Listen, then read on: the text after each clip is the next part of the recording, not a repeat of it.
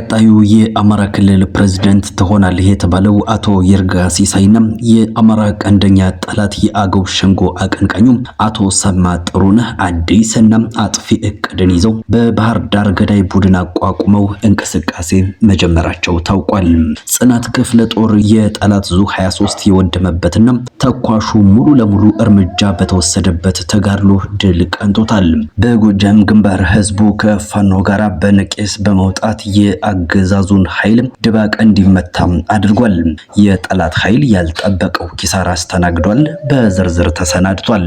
ጤና ይስጥልን ክቡራትና ክቡራን፣ ከኢትዮ ራይት ሚዲያ በዚህ ሰዓት የመረጃ ጊዜ በአርዕስቱ ያደመጣችኋቸውንና ሌሎችንም ጉዳዮች አሰናድተን ቀርበናል። እስከ ዝግጅታችን ፍጻሜ አብረን እንቆይ።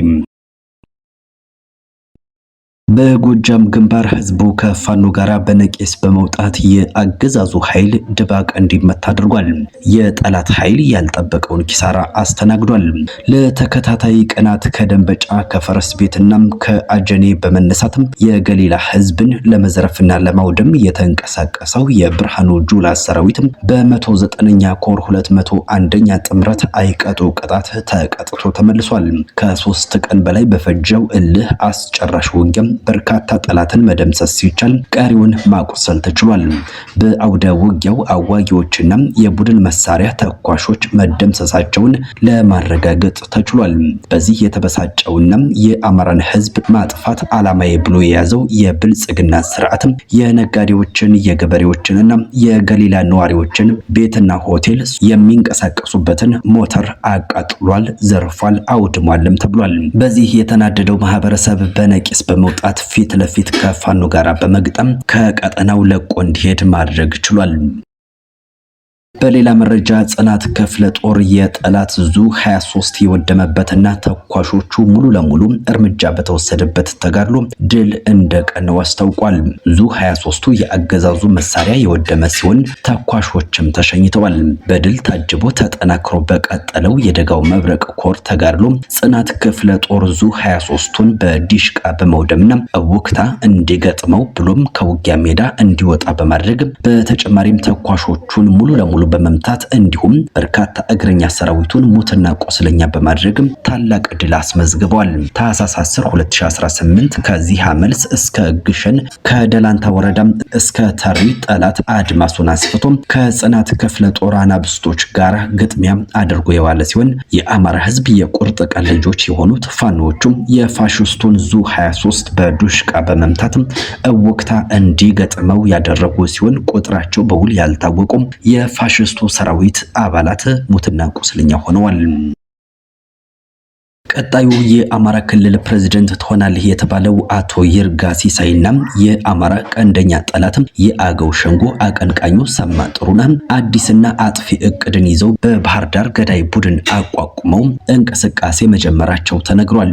በባህር ዳር ከተማ ውስጥ ከፍተኛ ቁጥር ያለው የስርዓቱ ሰራዊት መኖሩ ይታወቃል።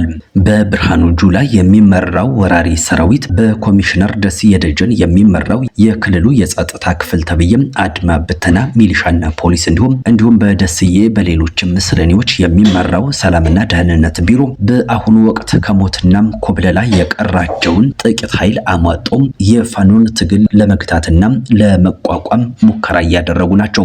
ጎን ለጎን ያወጡት እቅድ ግን በሁሉም አደረጃጀቶች ውስጥ ካላቸው ገዳይ ቡድኖች በተጨማሪ ከዚህ በፊት በኮሚሽነሩ ቡድን የተዘጋጁ የጥበቃ ኤጀንቶችን ባህር ዳር ከተማ ውስጥ ባሉ ትላልቅ የንግድ ድርጅቶች ፋብሪካዎች፣ የንግድ ተቋማት፣ ሪል ስቴቶችና ትላልቅ የመኖሪያ መንደሮች ላይ በማሰማራት የኮሚኒቲ ኢንተለጀንስ በማጠናከር የፋኖን ከማህበረሰቡ ጋር ያለውን ሚስጥራዊ ግንኙነት መረጃ በመሰብሰብ የስርዓቱ ድጋፍ ሰጪ ኃይል ለማድረግ ታቅዷል።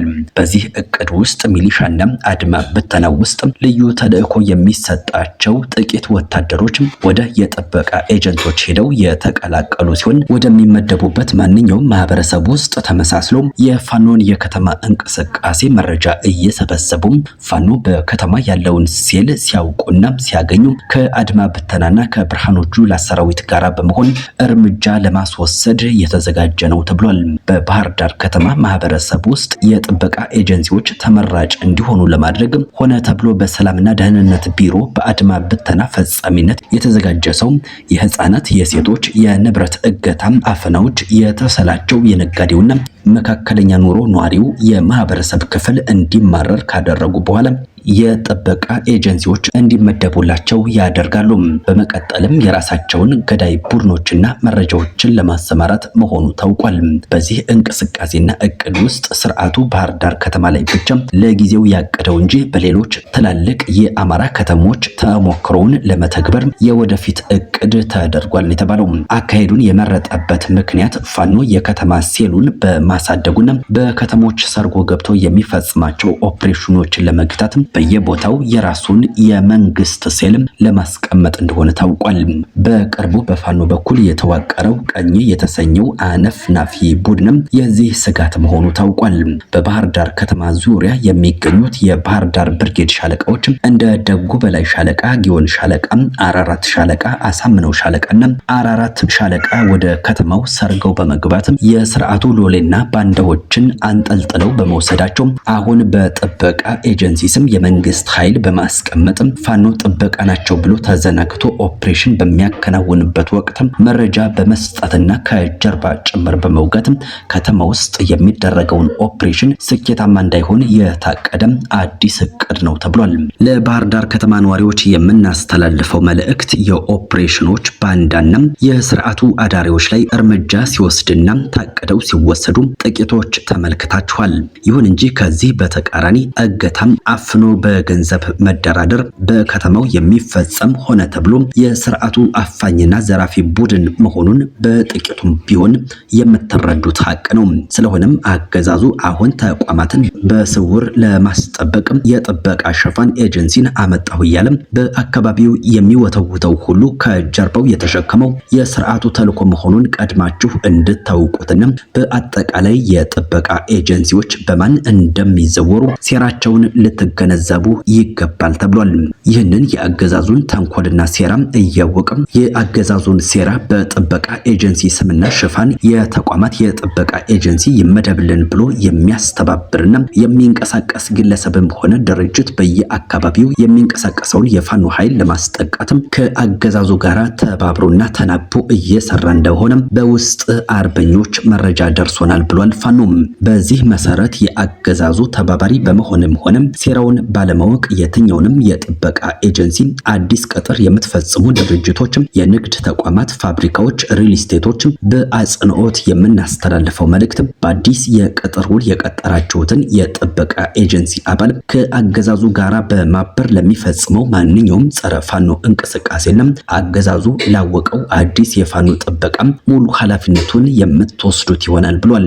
ይህንን ተከትሎም ፋኖ ለሚወስደው ሴራውን የማክሸፍ የበቀል እርምጃም የጥበቃ ኤጀንሲ ድርጅቱ ብቻ ሳይሆን በቀጣሪ ድርጅቱም ጭምር ላይ ይሆናል ብሏል። ክቡራትና ክቡራን የሰዓቱ መረጃዎቻችን የተከታተላችኋቸውን ይመስሉ ነበር። ቸርቸሩን ያሰማን።